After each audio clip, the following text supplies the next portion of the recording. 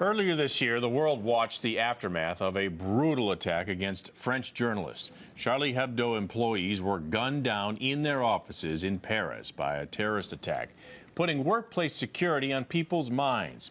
FBI research shows that active shooter incidents are becoming more frequent in the U.S. Most agree living in fear is no way to live. But do you know what to do to survive an active shooter incident? We got answers from a security expert. Here's CBS 13's Steve Large.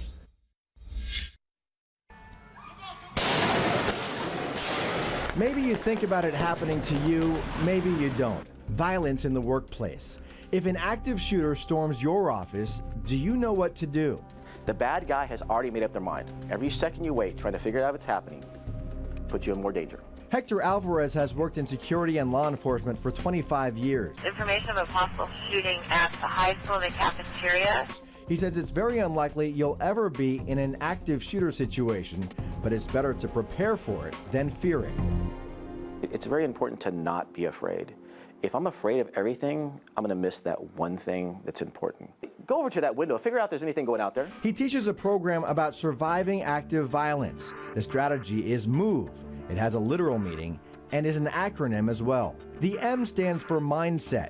You need to form one. That mindset that you want to go home is the biggest distinguishing difference between possibly being involved in a situation and avoiding it altogether. The O in MOVE is for orientation, knowing where the violence is taking place. Shots heard out there.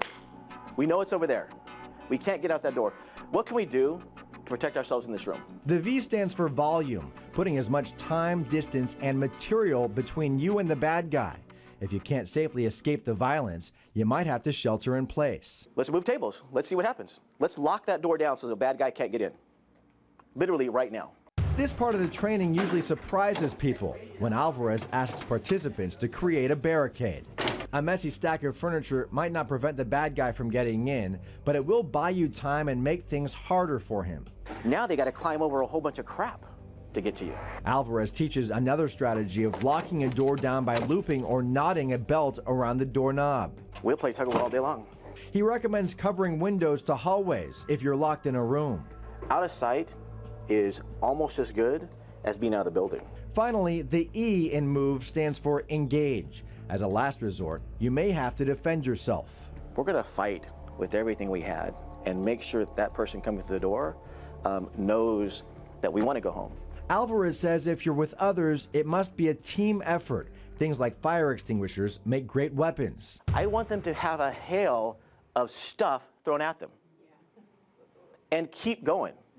You go high, I go low. Mortgage banker Kevin Fritz went through Alvarez's training with his partner realtors. Do I feel more confident?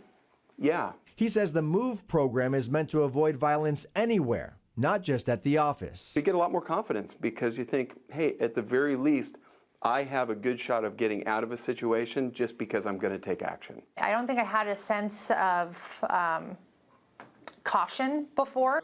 Real estate agent Morgan Larson uses the MOVE training in her office setting and when showing private homes.